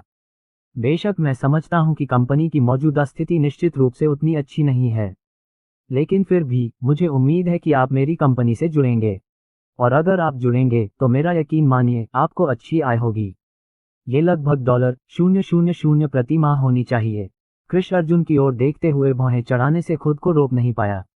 बेशक उसे अर्जुन की बात पर यकीन नहीं हुआ। $000 प्रति माह, इतनी रकम निश्चित रूप से ऐसी नहीं थी जो किसी छोटी कंपनी के छोटे अंगरक्षक को दी जा सके। अर्जुन ने तुरंत कृष के चेहरे पर आए भाव को देखा और तुरंत समझ गया कि कृष को उसकी बात पर विश्वास नहीं हुआ। लेकिन फिर भी उसने अपने चेहरे पर शांत भाव बनाए रखा। निस्संदेह इस कंपनी में शामिल होने के बाद आपको जो नौकरी मिलेगी वह आसान नहीं होगी। चूंकि यह मिशन अचानक आया है, इसलिए मैं इसके विवरण के बारे में निश्चित नहीं हूं। लेकिन जिसने नौकरी दी है वह निश्चित रूप से इस शहर में एक उच्च पद पर आसीन व्यक्ति है। इसलिए यदि आप सोचते हैं कि एक अंगरक्षक के लिए $000 प्रति माह बहुत अधिक है, तो आप गलत हैं। उसके लिए $000 प्रति माह निश्चित रूप से कुछ भी नहीं है। इसके अतिरिक्त एक बात है जो मैं आपसे छिपाना नहीं चाहूंगा, जब तक आप ये काम करने के लिए सहमत हैं, आपको बहुत सारी कठिनाइयों का सामना करना पड़ेगा क्योंकि आपको उच्च पदों पर बैठे कई लोगों द्वारा निशाना बनाया जाएगा। अर्जुन ने क्रिश को नौकरी के बारे में जानकारी देते समय बहुत ईमानदारी दिखाई। बेशक वह जानता था कि अगर उसने क्रिश से झूठ बोलने की कोशिश की और क्रिश को पता चल गया तो वह निश्चित रूप से सहमत नहीं होगा। ऐसा नहीं था कि क्रिश ही वह पहला व्यक्ति था जिससे अर्जुन ने अब तक बात की थी। बात बस इतनी थी कि इससे पहले जिससे भी उसने बात की थी वे सभी सहमत हो सकते थे। क्रिश की बात सुनते ही दोनों ने मना कर दिया, ये सोचकर कि वह सिर्फ झांसा दे रहा है क्योंकि उसकी कंपनी जल्द ही बंद होने वाली थी। आखिर उसे इतनी शानदार नौकरी कहां से मिलने वाली थी जबकि शहर में अन्य बॉडीगार्ड कंपनियां भी मौजूद हैं जो इससे बेहतर काम कर सकती हैं और जिनमें से प्रत्येक की प्रतिष्ठा भी बेहतर है।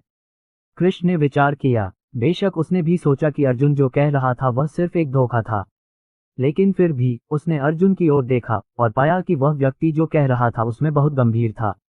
अगर यह आदमी झूठ बोल रहा था तो वह वास्तव में अभिनय के लिए ऑस्कर पुरस्कार का हकदार था।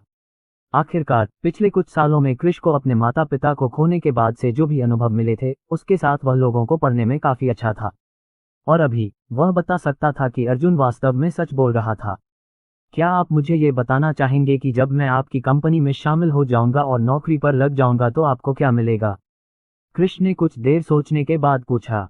अध्याय 6 मिशन पूरा हुआ। क्या आप मुझे ये बताना चाहेंगे कि जब मैं आपकी कंपनी में शामिल हो जाऊंगा और नौकरी पर लग जाऊंगा तो आपको क्या मिलेगा? क्रिश ने कुछ देर सोचने के बाद पूछा। बेशक क्रिश को यह मानने का कोई तरीका नहीं था कि अर्जुन इतनी सारी परेशानियों से गुजर रहा है, क्योंकि उसे लगता था कि यह क्रिश के लिए ठीक है। कम से कम उसके लिए इतनी सारी परेशानियों से गुजरना ताकि वह किसी ऐसे व्यक्ति की तलाश कर सके जो नौकरी ले सके। हालांकि कंपनी पहले से ही ऐसी स्थिति का सामना कर रही थी, ये स्पष्ट था कि उसे कुछ हासिल होने वाला था। दूसरी ओर क्रिश के प्रश्न पूछने पर अर्जुन को उतना आश्चर्य नहीं हुआ। बेशक उसे विश्वास था कि ऐसा प्रश्न उठेगा ही, खासकर उन वादों को देखते हुए जो उसने किए थे। हालांकि सीधे तौर पर तो नहीं, लेकिन उन्होंने किसी तरह क्रिश को बताया था कि नौकरी स्वीकार करने के दौरान उन्हें बहुत कमाई होगी। अर्जुन ने तुरंत ये बताने का फैसला किया कि उसे इससे क्या हासिल होने वाला है। बेशक उसे लगा कि यह अच्छा ही हुआ कि कृष्ण ने यह नहीं तय किया कि अर्जुन ने जो कुछ कहा था वह सब झूठ था। मेरे हिस्से के लिए मुझे अपने वित्त में वृद्धि मिलेगी। मैं इस समय मुश्किल में हूं, जैसा कि आप देख सकते हैं कि कंपनी उस दबाव के कारण बंद होने वाली है जिसका वह सामना कर रही है। इसलिए जब तक मैं किसी ऐसे व्यक्ति को खोजने में कामयाब हो जाता हूं जो काम कर सके, मुझे इस स्थिति से बाहर निकलने में मदद मिलेगी।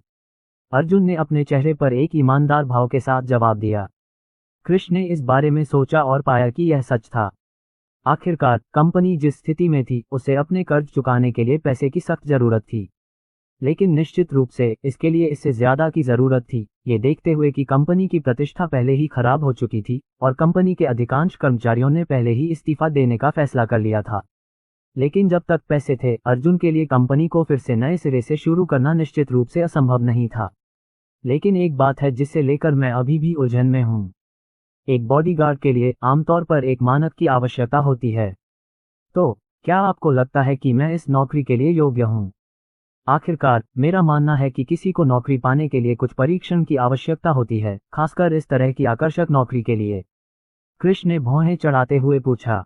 बेशक चाहे कंपनी कितनी भी छोटी क्यों ना हो, जब तक मामला सुरक्षा से संबंधित हो, जो लोग उस कंपनी में काम करना चाहते थे उन्हें शामिल होने से पहले कुछ परीक्षण अवधि से गुजरना पड़ता था। अंत में यदि कोई व्यक्ति कंपनी में शामिल होता है और वह उसे दी गई जिम्मेदारियों को पूरा करने में सक्षम नहीं है, तो कंपनी की प्रतिष्ठा निश्चित रूप से खराब हो जाएगी। कृष का सवाल सुनकर अर्जुन के चेहरे पर थोड़ी उलझन सी आ गई।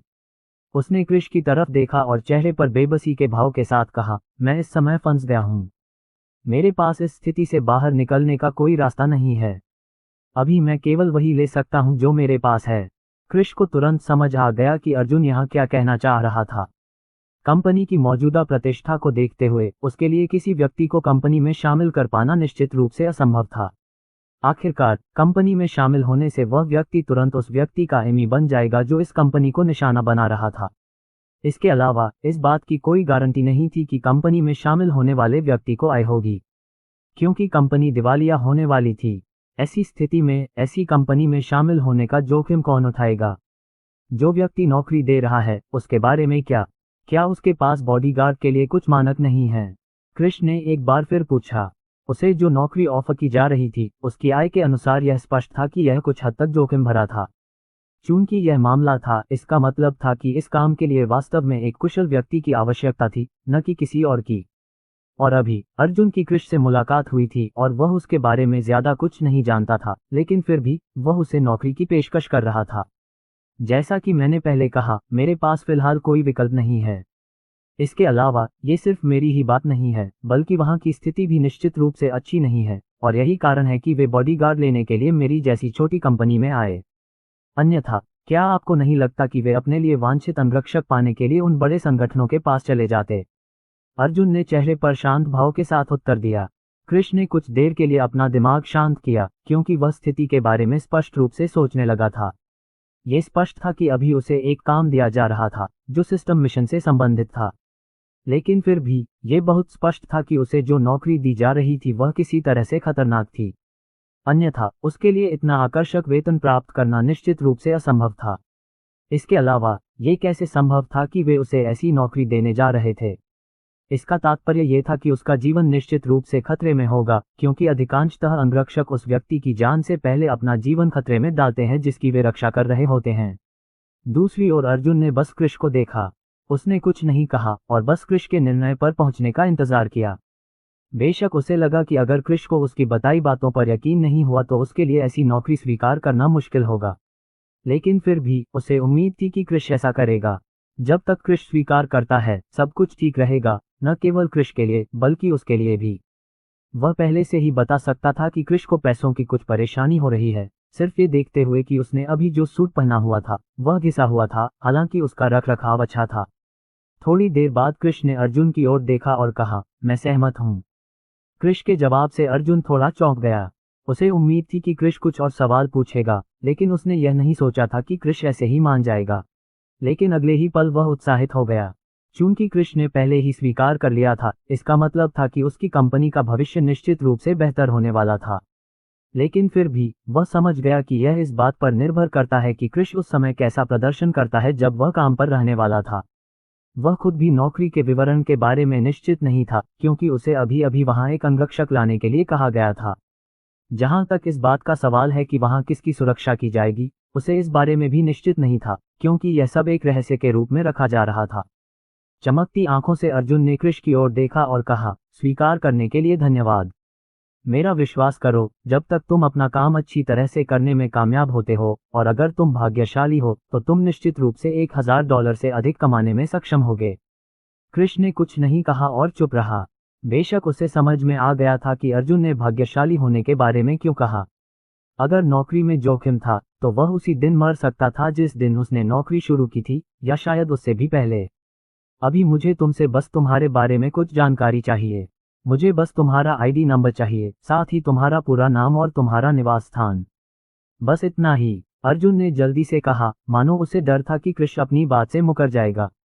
कृष ने ज्यादा कुछ नहीं कहा और अर्जुन को जरूरी जानकारी तुरंत दे दी, इससे पहले कि अर्जुन उन्हें रिकॉर्ड कर लेता। जहां तक इस बात का सवाल है कि सिर्फ कुछ ही जानकारी क्यों ली गई, कृष को इसकी ज्यादा परवाह नहीं थी, क्योंकि अभी यही उसकी चिंता का विषय था। हालांकि इस बार उसने जो काम लिया था वह खतरों से भरा था, लेकिन जब तक वह सिस्टम से मिशन पूरा कर लेगा तब तक सब ठीक होने वाला था। इसके अलावा ऐसा नहीं था कि वह वैसे भी मजबूत नहीं होने वाला था। सिस्टम ने उसे बताया था कि यह उसे मिशन देने में सक्षम है, और जब तक वह सफल होता है उसे कुछ ऐसा इनाम दिया जाएगा जो उसे और मजबूत बनाएगा। तो अगर वह और भी मजबूत बनने में कामयाब हो जाता है, विशेष बलों से भी ज्यादा मजबूत, तो क्या इसका मतलब यह नहीं था कि मिशन में जो खतरे थे उन्हें पूरी तरह से नजरअंदाज किया जा सकता था?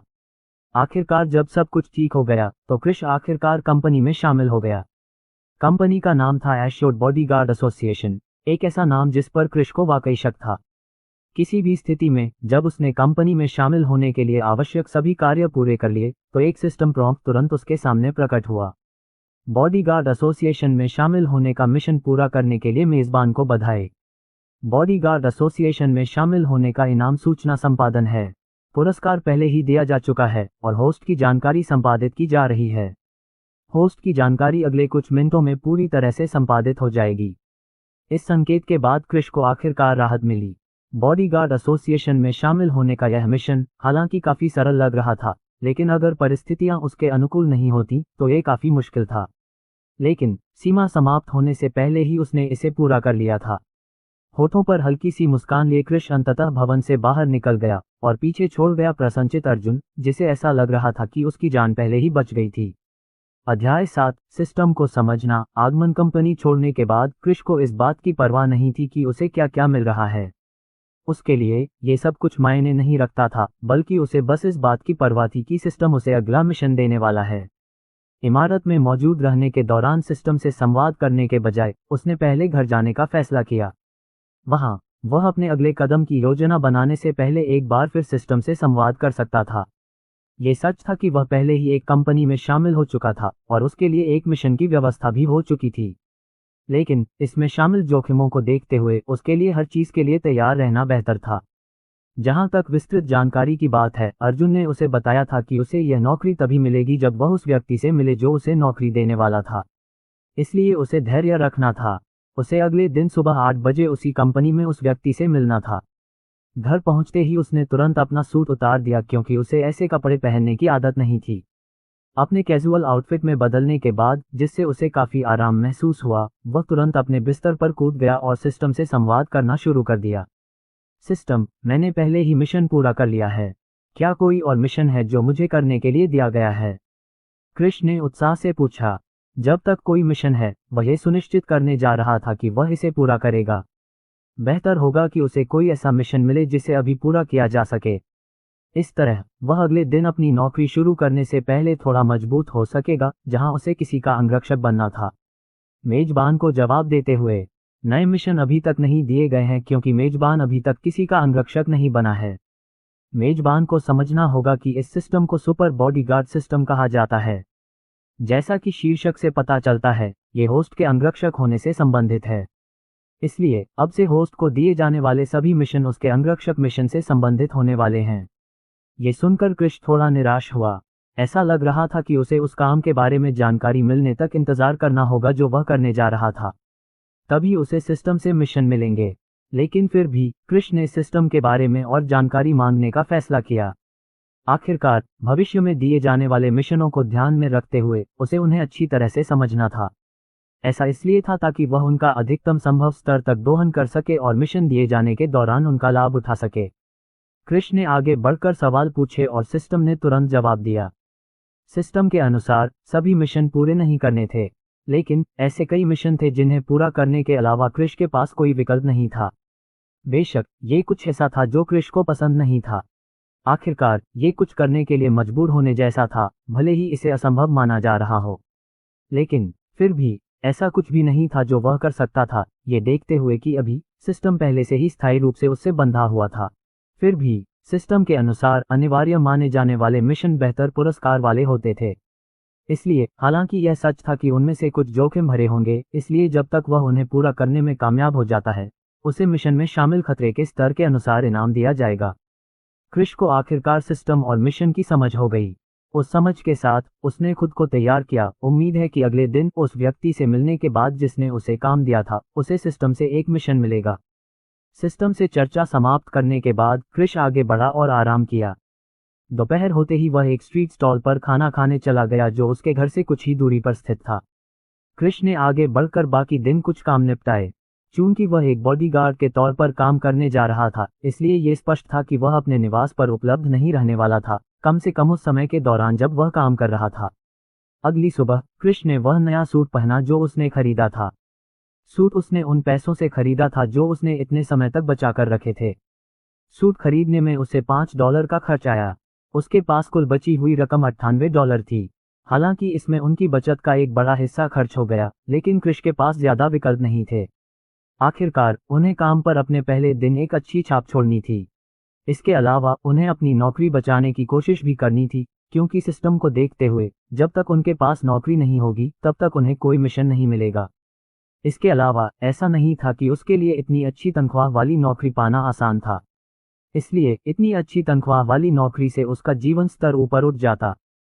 सारी तैयारियां पूरी करने के बाद कृष तुरंत कंपनी एश्योर्ड बॉडीगार्ड एसोसिएशन के पास गया। जब वह वहां पहुंचा तो उसे एहसास हुआ कि कंपनी के प्रवेश द्वार पर जो भीड़ उमड़ी थी वह पहले ही गायब हो चुकी थी। ऐसा लग रहा था कि कल कुछ हुआ था। अर्जुन ने जो कहा था कि उसे काम देने वाले व्यक्ति से सहायता मिली है, उसे याद करते हुए उसे लगा कि उसे पहले ही वह सहायता मिल चुकी है जिसकी उसे आवश्यकता थी, और यही कारण था कि वह इस मुद्दे को हल करने में सक्षम था। कृष आगे बढ़ा और कंपनी की बिल्डिंग में घुसा। जैसे ही उसने ऐसा किया, उसने पाया कि सब कुछ फिर से व्यवस्थित हो गया था और अच्छी स्थिति में था। लौटने के बाद उसने पाया कि अर्जुन पहले से ही बिल्डिंग की जी मंजिल पर स्थित लाउंज एरिया में उसका इंतजार कर रहा था। वह पहले की तुलना में काफी तैयार दिख रहा था। कृष को आते देख अर्जुन के मन की चिंता तुरंत गायब हो गई। हालांकि वह पहले ही कृष से सहमत हो चुका था कि वह उसके लिए काम करके काम पूरा करेगा, लेकिन ऐसा नहीं था कि कृष अपना मन नहीं बदल सकता था। इस सब के बीच ऐसा नहीं था कि उन्होंने पिछले दिन कोई अनुबंध साइन किया था, लेकिन अब जब कृष यहाँ था तो इसका मतलब था कि उसने पहले ही सब कुछ स्वीकार कर लिया था। इसके अलावा कृष जिस तरह से कपड़े पहने हुए था, उसे देखकर यह स्पष्ट था कि वह नौकरी के लिए तैयार था। आपका स्वागत है कृष, आपसे दोबारा मिलकर अच्छा लगा। अर्जुन ने चेहरे पर गर्मजोशी भरे भाव के साथ उसका स्वागत किया। कृष ने बस मुस्कुराकर जवाब दिया, क्योंकि उसने अर्जुन का अभिवादन स्वीकार किया था। हालांकि यह सच था कि अर्जुन वर्तमान में उसका बॉस था, सीधा बॉस, लेकिन अर्जुन जिस स्थिति में था उसे देखते हुए यह अर्जुन ही था जो कृष पर निर्भर था। अगर कभी कृष ने नौकरी न करने का फैसला किया तो अर्जुन मुश्किल में पड़ जाएगा। लेकिन ऐसा नहीं था कि कृष नौकरी छोड़ने की योजना बना रहा था। अभी सुबह के करीब 7:30 बजे थे, इसलिए मीटिंग के समय में अभी 30 मिनट से ज्यादा का समय बचा था। कृष को जिससे मिलना था वह अभी तक नहीं आया था। कृष ने कुछ नहीं कहा और बस अर्जुन के साथ इंतजार करता रहा, जिसने पहले से ही उन दोनों के लिए चाय लाने के लिए किसी का इंतजाम कर रखा था। चाय पीते हुए वे दोनों एक दूसरे से सहजता से बातें करने लगे। बेशक अर्जुन कृष के बारे में और अधिक जानने की कोशिश कर रहा था। वह नहीं चाहता था कि जो कुछ पहले हुआ था वह फिर से दोहराया जाए, लेकिन फिर भी उसे विश्वास था कि कृष ऐसा कुछ नहीं कर सकता। आखिरकार वह जहां काम करने जा रहा था वह उस जगह से बिल्कुल अलग था जहां से वह आदमी चोरी करके आया था। जैसे जैसे वे एक दूसरे से सहजता से बातें करते रहे, समय बीतता गया और अंततः 8 बजे से लगभग 5 मिनट पहले लाउंज क्षेत्र के प्रवेश द्वार पर कोई आया। जो व्यक्ति आया था वह 40 के दशक के अंत में एक आदमी था, लेकिन कृष देख सकता था कि उसके मंदिरों पर पहले से ही बाल उगने शुरू हो गए थे। उसके बाल मध्यम लंबाई के सुनहरे रंग के थे और उसकी आंखें भूरी थीं। वह इस समय हाई डी सूट पहने हुए था और उसका व्यवहार आधिकारिक था। वह सीधे सादे मुद्रा में आगे बढ़ा, जबकि उसका थोड़ा मांसल शरीर और अधिकारपूर्ण व्यवहार किसी भी व्यक्ति को आसानी से डरा सकता था। अगर कृष का पिछला अनुभव न होता तो वह इस अधेड़ उम्र के आदमी के सामने घबरा जाता। उसके चेहरे पर शांति थी, लेकिन करीब से देखने पर कृष को पता चला कि उसके चेहरे पर दिख रही शांति के पीछे उसकी आंखों में चिंता की झलक छिपी हुई थी। जैसे ही वह अधेड़ उम्र का आदमी आया, उसने तुरंत कृष की तरफ देखा। चूंकि वह अर्जुन से अच्छी तरह परिचित था, इसलिए जैसे ही उसने कृष को देखा, उसे तुरंत पता चल गया कि वह वही है जिससे वह मिलने जा रहा है। उसे देखते हुए वह अपनी भौहें थोड़ी ऊपर उठाए बिना नहीं रह सका, लेकिन फिर भी उसने कुछ नहीं कहा क्योंकि अर्जुन ने उसका स्वागत किया था। शिष्टाचार के रूप में कृष भी खड़ा हो गया। इससे पहले कि वे तीनों आखिरकार सोफे पर बैठ गए, अर्जुन और कृष मध्यम आयु वर्ग के व्यक्ति का सामना कर रहे थे। अध्याय 8, शीर्ष परिवारों के बीच झगड़ा। अधेड़ उम्र के व्यक्ति ने कृष को चुपके से देखा।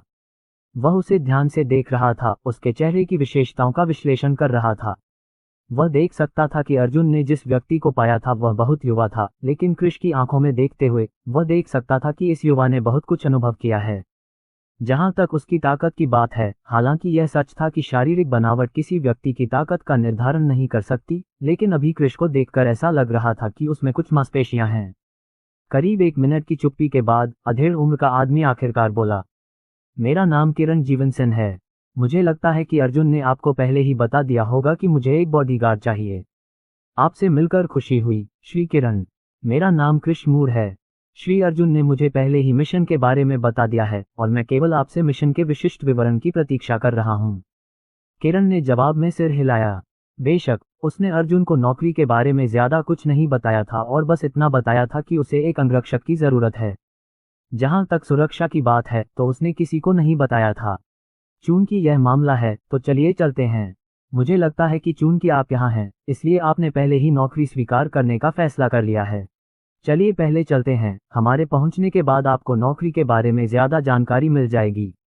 हमारे वहां पहुंचने के बाद आप तय कर सकते हैं कि आप नौकरी जारी रखेंगे या नहीं, या फिर नौकरी छोड़ने का भी फैसला कर सकते हैं, किरण ने कहा। उनका चेहरा अभी भी शांत और उदासीन था। कृष ने बिना कुछ कहे तुरंत सहमति दे दी। फिर अर्जुन को अलविदा कहकर वे दोनों तुरंत बिल्डिंग से बाहर निकल गए। जब वे इमारत से बाहर निकले तो कृष को पता चला कि वहां एक काले रंग की BMW X5M खड़ी थी। यह एक शानदार गाड़ी थी जिसके शीशे काले थे। कृष उस गाड़ी को देखकर आश्चर्यचकित हो गया। उसके पास गाड़ियों के बारे में जो जानकारी थी उसके अनुसार इस गाड़ी की कीमत $30,000 थी। यह ऐसी चीज नहीं थी जिसे वह वहन कर सकता था। आखिरकार उसके लिए खाना पीना पहले से ही मुश्किल था, वह इतनी आलीशान चीज के बारे में कैसे सोच सकता था। किरण ने कुछ नहीं कहा और कार का दरवाजा खोल दिया। वह ड्राइवर की सीट पर बैठ गया जबकि कृष यात्री की सीट पर बैठ गया। जैसे ही कार चलने लगी, कार के अंदर सन्नाटा छा गया क्योंकि कोई भी कुछ नहीं बोल रहा था। हालांकि कृष कार की आलीशानता से चकित था, लेकिन उसने एक बेवकूफ की तरह व्यवहार नहीं किया जो बस समय समय पर उसे देखता रहता है।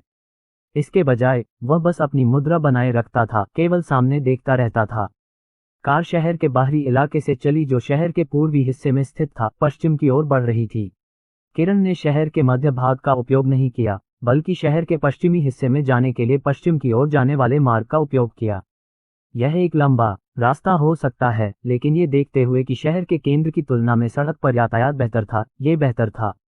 जब वे शहर के पश्चिमी हिस्से में पहुंचने लगे तो किरण ने आखिरकार बात की। मैं चाहती थी कि हम पहले अपने गंतव्य पर पहुंचें, लेकिन मुझे लगता है कि बेहतर होगा कि मैं आपको अभी से काम के बारे में बताना शुरू कर दूं। किरण ने जैसे ही बोलना शुरू किया, कृष ने तुरंत ध्यान दिया। हालांकि वह किरण के फैसले से थोड़ा हैरान था, लेकिन यह उतना भी हैरान करने वाला नहीं था। आखिर वह उसे शहर के पश्चिमी हिस्से में क्यों ले जाना चाहेगा, जबकि कृष ने नौकरी लेने से मना कर दिया है। उसके लिए पहले वहां पहुंचने से बेहतर था कि उसे अभी ही जानकारी मिल जाए। इसलिए उसने बस अपना सिर हिलाया और किरण के आगे बोलने का इंतजार करने लगा।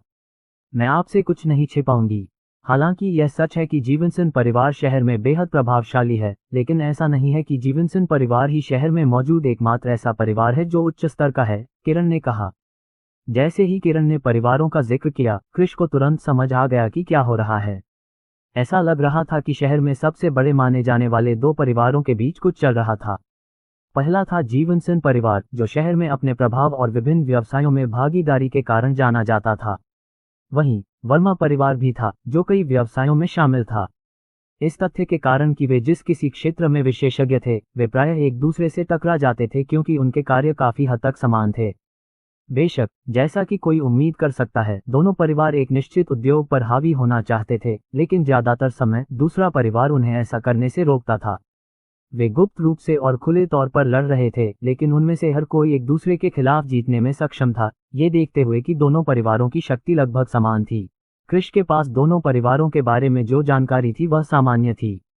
उसने दोनों परिवारों से जुड़ी अफवाहों और खबरों के जरिए ही उनके बारे में सुना था। किरण ने आगे कहा, मुझे विश्वास है कि आप जीवनसन परिवार और वर्मा परिवार के बारे में पहले से ही जानते हैं। दोनों परिवारों में तनाव चल रहा है और स्थिति अच्छी नहीं दिख रही है। मैं तुमसे सीधा साधा कहूंगा, काम बहुत आसान है, तुम्हें मेरी बेटी की रक्षा करनी है। लेकिन मैं तुम्हें सावधान कर दूंगा, ये काम बहुत कठिन है। ऐसा सिर्फ इसलिए नहीं है कि वर्मा परिवार की वजह से तुम्हें बहुत खतरा होगा, बल्कि इसलिए भी कि मेरी बेटी खुद बहुत जिद्दी है। कृष्ण ने बस सूची बना ली।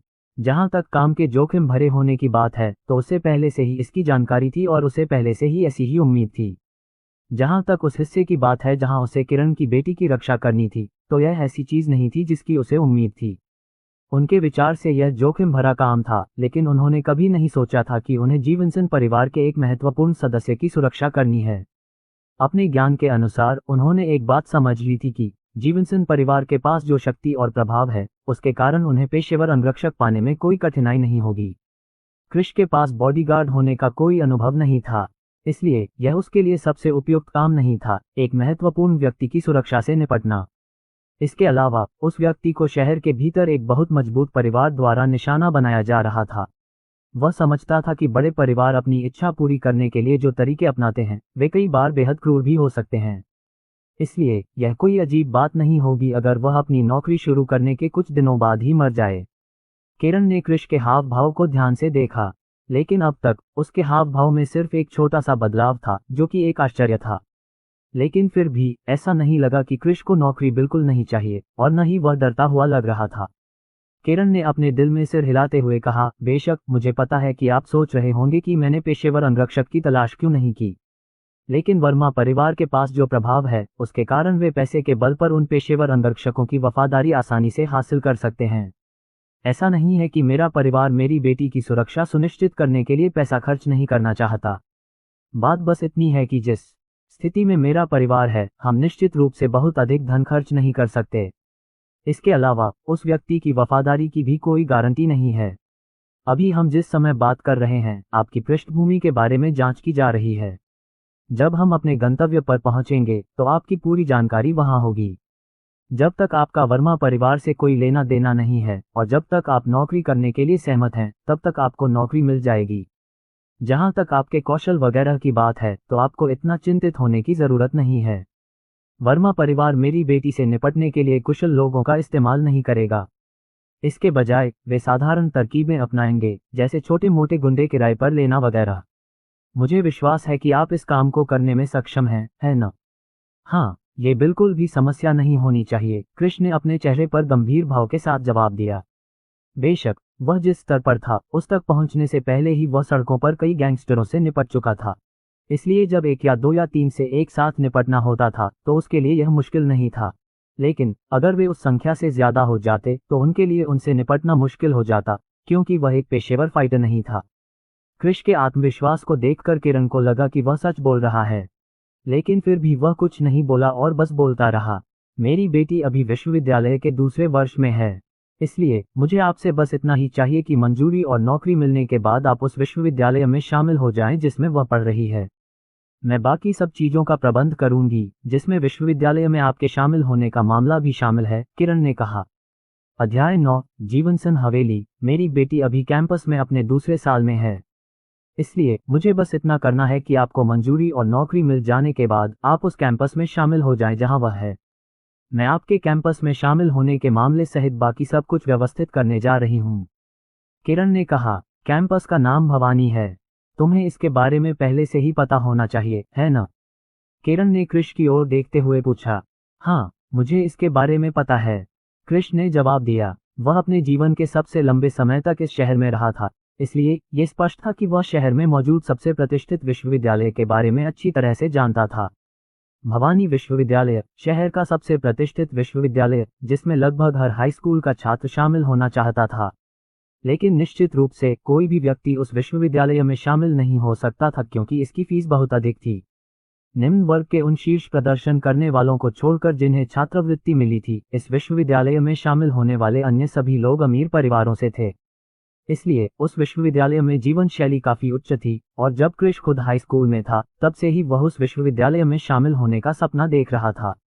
अपने माता पिता के जीवित रहने के दौरान उनकी पारिवारिक पृष्ठभूमि के कारण उनके लिए निश्चित रूप से विश्वविद्यालय में प्रवेश लेना संभव था।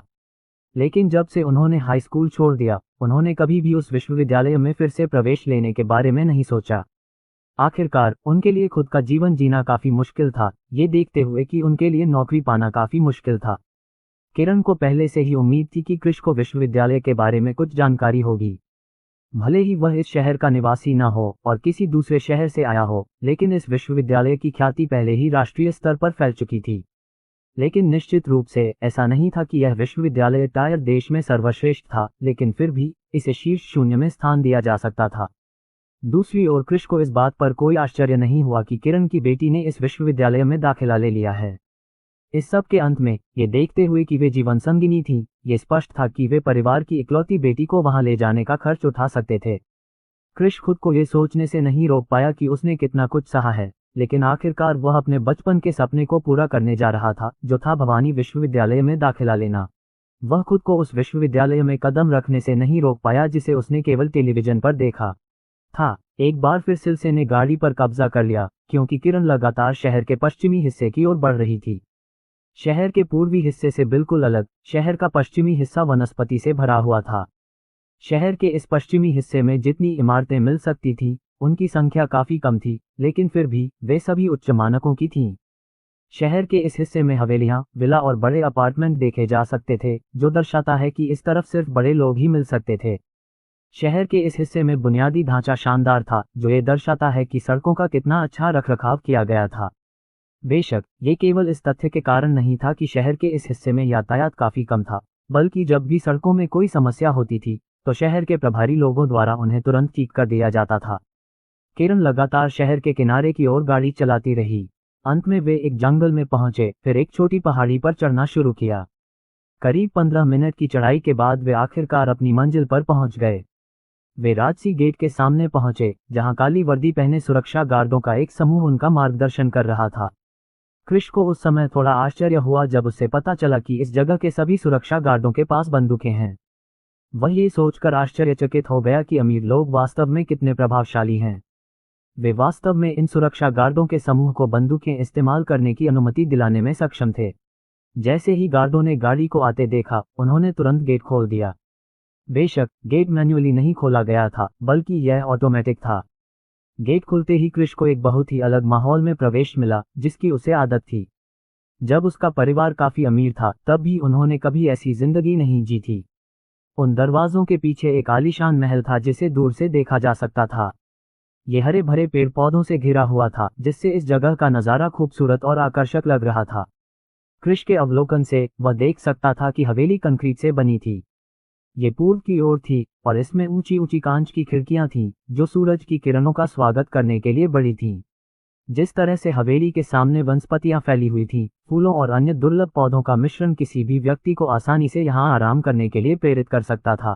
हवेली के पीछे एक विशाल ओक का पेड़ था, जो हवेली को छाया प्रदान करता था, लेकिन साथ ही ये किसी तरह से पश्चिम की ओर डूबते सूरज को हवेली के एक निश्चित हिस्से तक पहुंचने से रोकता था। किरण के परिसर में गाड़ी चलाने के बाद वह तुरंत पार्किंग क्षेत्र की ओर चला गया। क्रिश ने जो गाड़ियां देखी, उन्हें देखकर वह आश्चर्यचकित हुए बिना नहीं रह सका। 3 स्पोर्ट्स कारें थीं, साथ में 2 एसयूवी भी थीं। इन सभी को मिलाकर जिस बीएमडब्ल्यू में वे वर्तमान में थे, उसे मिलाकर कुल 6 गाड़ियां हो जाती थीं। इसके अलावा ऐसा लग रहा था कि जिस बीएमडब्ल्यू में वे वर्तमान में थे, वह सभी गाड़ियों में सबसे सस्ती थी। कार के रुकने के बाद वे दोनों आखिरकार उतर गए। क्रिश ने तुरंत अपने संकेतों को देखना शुरू कर दिया, लेकिन बेशक वह उन्हें एक बेवकूफ की तरह नहीं देख रहा था, बल्कि वह एक जिज्ञासु व्यक्ति की तरह देख रहा था, जो एक नई जगह पर जा रहा था। चलो चलें, किरण ने कहा और ईंटों से बने छोटे रास्ते की ओर ले गया जो हवेली के दोहरे दरवाजों की ओर जाता था। हवेली का आकार अपने आप में काफी बड़ा था, जो लगभग 800 वर्ग मीटर में फैला हुआ था। उस हिस्से के दोनों ओर अच्छी तरह से काटा हुआ लॉन था। लॉन पर घास का रंग भूरा था, जो दर्शाता था कि उसकी कितनी अच्छी तरह से देखभाल की गई थी। जैसे ही वे दोहरे दरवाजे पर पहुंचे, दरवाजे खुल गए, मानो वे पहले से ही उन दोनों के आगमन की प्रतीक्षा कर रहे थे। दरवाजा खुलते ही कोई दिखाई दिया। वह एक बूढ़ा आदमी था जो 50 साल के आसपास का लग रहा था। बटलर सूट और दस्ताने पहने हुए था। जैसे ही उसने दरवाजा खोला, उसने किरण को झुककर प्रणाम किया और कहा, आपका स्वागत है गुरुजी। आपका स्वागत है क्रिश। क्रिश बटलर से थोड़ा हैरान था। बेशक उसे बटलर के शिष्टाचार से कोई आश्चर्य नहीं हुआ, क्योंकि बटलर के लिए यह सामान्य बात थी। लेकिन उसे इस बात से आश्चर्य हुआ कि यह आदमी पहले से ही उसका नाम जानता था। ऐसा लग रहा था कि जैसा कि किरण ने पहले कहा था, उसकी जानकारी की पहले ही जांच हो चुकी थी और यह जानकारी पहले से ही इस बटलर के पास थी।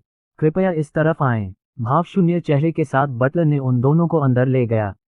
किरण के चेहरे पर कोई बदलाव नहीं आया, क्योंकि उसे इस जीवन की आदत हो चुकी थी।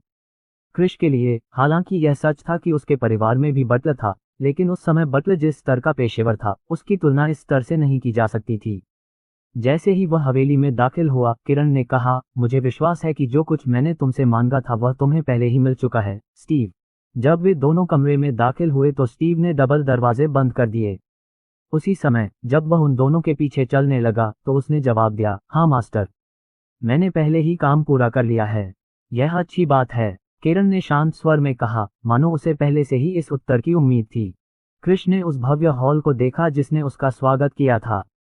छत पर लटके झूमरों से आने वाली रोशनी को प्रतिबिंबित करने वाली क्रिस्टल साफ दीवारें उसे समृद्ध वातावरण दे रही थीं।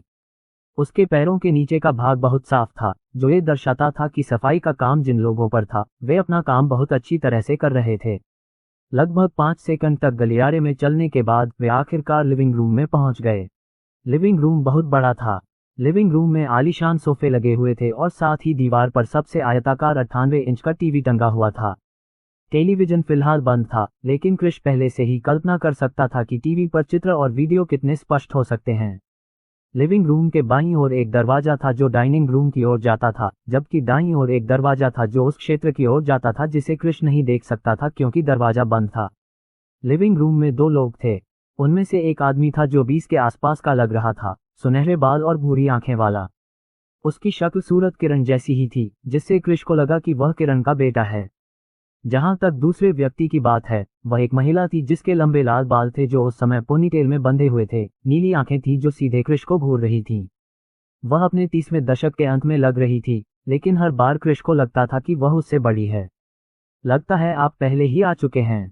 आपका स्वागत है। वह युवक सोफे से उठ खड़ा हुआ जिस पर वह महिला के बगल में बैठा था और चेहरे पर मुस्कान लिए क्रिश के पास पहुंचा। अध्याय 10, पहला मिशन। लगता है आप पहले ही आ चुके हैं। आपका स्वागत है। वह युवक सोफे से उठ खड़ा हुआ जिस पर वह महिला के बगल में बैठा था और चेहरे पर मुस्कान लिए क्रिश के पास पहुंचा। क्रिश को उस युवक की इस तरह की हरकत पर थोड़ा आश्चर्य हुआ, लेकिन फिर भी उसने अजीब तरह से जवाब नहीं दिया और आगे बढ़कर उस युवक से हाथ मिलाया। उसे इस बात पर बिल्कुल भी आश्चर्य नहीं हुआ कि युवक को उसके बारे में पहले से ही पता था। आखिरकार जीवनसन परिवार से जुड़ा मामला निश्चित रूप से ऐसा कुछ नहीं था जिसे छोटा माना जा सके। इसके अलावा चूंकि क्रिश को यहाँ अंगरक्षक के रूप में लाया गया था, इसका मतलब ये था कि परिवार के सदस्यों को निश्चित रूप से इसके बारे में पता था। चूंकि बटलर ने उसके बारे में पहले ही जांच कर ली थी, इसलिए ये स्पष्ट था कि उसने किरण के आने से पहले ही परिवार के साथ जानकारी साझा कर दी थी। किरण ने कुछ नहीं कहा, बल्कि वह आगे बढ़कर उस महिला के पास बैठ गई जो अभी भी बैठी हुई थी और क्रिश को देख रही थी। उसे इस युवक पर नजर रखनी थी क्योंकि वह उसकी बेटी की सुरक्षा का जिम्मा संभालने वाला था। उसने जो अवलोकन किया था उससे उसे एहसास हुआ कि क्रिश निश्चित रूप से काफी अच्छा था। ये सिर्फ एक सहज ज्ञान की बात थी और क्रिश से उसे यही अनुभूति हुई। क्रिश और युवक आगे बढ़े और किरण और महिला के सामने सोफे पर बैठ गए। जैसे ही वे दोनों बैठे, युवक ने कुछ नहीं कहा, बल्कि अपने पिता किरण की ओर देखते हुए चुप रहा। किरण ने भी कुछ नहीं कहा और चुप रही। क्रिश अपनी भौहें थोड़ी ऊपर उठाए बिना नहीं रह सका, ये सोचकर कि आखिर हो क्या रहा है। लेकिन जैसे ही उसके विचार यहाँ क्या हो रहा है इसकी संभावनाओं को चित्रित करने वाले थे, महिला ने आखिरकार बोल दिया। मुझे लगता है कि आपको पहले से ही उस मिशन के बारे में जानकारी दी गई होगी जिसे आप संभालने जा रहे हैं, और वह है मेरी बेटी की सुरक्षा। आप पहले से ही इस मामले में शामिल खतरों के बारे में जानते हैं और हम पहले से ही आपकी पृष्ठभूमि के बारे में जानते हैं, महिला ने शांत स्वर में कहा। इस समय उसकी नीली आंखें बिना पलक झपकाए सीधे क्रिश को घूर रही थीं। उसके हाव भाव से क्रिश को लगा कि उसके पास निश्चित रूप से काफी अधिकार है और वह काफी समय से सत्ता में है, तभी उसके पास ऐसी आभा है। यह उम्मीद की जा सकती थी क्योंकि वह जीवनसन परिवार की सदस्य थी, एक ऐसा परिवार जो व्यापार जगत में कई चीजों से निपटता था और बहुत कुछ। इसलिए उसे कहीं न कहीं एक नेता होना ही था और वह पहले से ही अपने अधीनस्थों से बात करते हुए अपने अधिकार का दावा करने की आदी हो चुकी थी। आपकी पृष्ठभूमि पूरी तरह से साफ है और मुझे विश्वास है कि आप इस नौकरी के लिए उपयुक्त हैं। इसलिए जब तक आप सहमत हैं, आपको नौकरी जरूर मिलेगी, महिला ने आगे कहा। क्रिश ने किरण के साथ आने का फैसला उसी समय कर लिया था जब उसने ऐसा किया था, इसलिए उसे इस स्थिति के बारे में ज्यादा सोचने की जरूरत नहीं थी। मुझे पहले ही मिशन के बारे में जानकारी मिल चुकी है और मैं इसमें शामिल खतरों को जानता हूं, लेकिन फिर भी मैं उस व्यक्ति के बारे में जानकारी प्राप्त करना चाहूंगा जिसकी मैं रक्षा करने जा रहा हूं, क्रिश ने कहा। जिस बेटी के बारे में वे बात कर रहे थे, हालांकि उसे पता था कि जीवनसन परिवार में वास्तव में एक बेटी है, लेकिन वह उससे बिल्कुल भी परिचित नहीं था। इसके अलावा अपने दो भाइयों के विपरीत वह किसी भी समाचार की सुर्खियों में नहीं थी और वह पूरी तरह से अंधेरे में थी। लेकिन उसके लिए अंगरक्षक की तलाश करने की परिवार की कोशिशों से यह पता चलता है कि वे वास्तव में उसकी परवाह करते थे।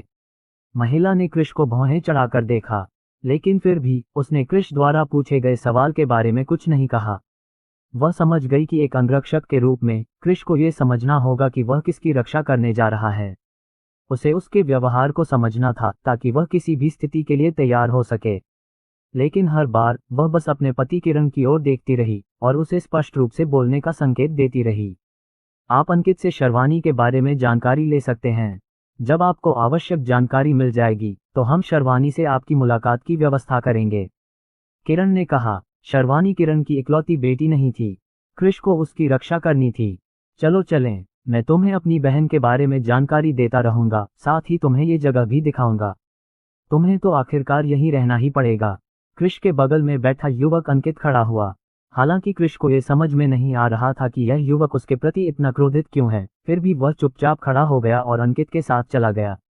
जैसे ही वे हवेली से बाहर निकले, अंकित ने आखिरकार बोलना शुरू कर दिया। उसके चेहरे पर जो मुस्कान थी वह बिल्कुल भी फीकी नहीं पड़ी, वह अब भी बरकरार है। मैंने आपके बारे में पहले ही जानकारी प्राप्त कर ली है और मैं कह सकता हूं कि आप वास्तव में पाक साफ हैं। लेकिन ये सब केवल हमारे द्वारा की गई पृष्ठभूमि जांच के अनुसार है।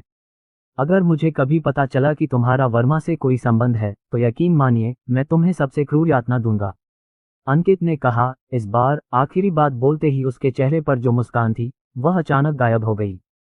कृष अचानक आए इस बदलाव से थोड़ा हैरान हुआ, लेकिन फिर भी उसने कुछ नहीं कहा, बस चुप रहा। इस स्थिति में ऐसा नहीं था कि वह कुछ कह सके।